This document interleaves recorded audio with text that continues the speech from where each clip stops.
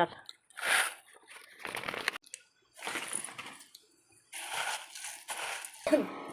তোমার স্থানে গুলা